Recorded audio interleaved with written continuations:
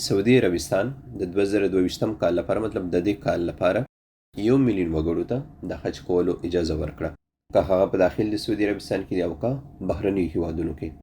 خو د سعودي عربستان سټیټ پریس ایجنسی په حواله چې کوم کسان بهرني هیوادونو څخه سعودي عربستان ته حج ادا کولو لپاره راځي، نو د کې به مشخصو هیوادونو ته اجازه ورکړی شوې وي او مشخص تعداد به ورته معلوم شوی وي چې د دې تعداد له مخې به د هیواد نه دومره حاجیان سعودي عربستان ته د حج کولو لپاره راځي. نو ګورو به چې دې کې موږ حاجیانو ته اجازه ورکوي او که نه. د هغې تر څنګ ځینې شرایط هم ورته ایښودي دي.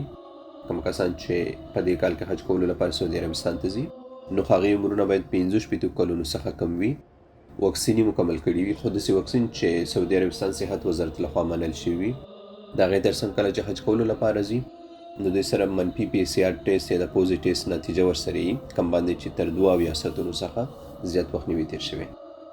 نو په دغو شرایطو برابر کسان به وکولی شي چې سږ کال سعودي عربستان ته د حج ادا کولو لپاره لاړ شي.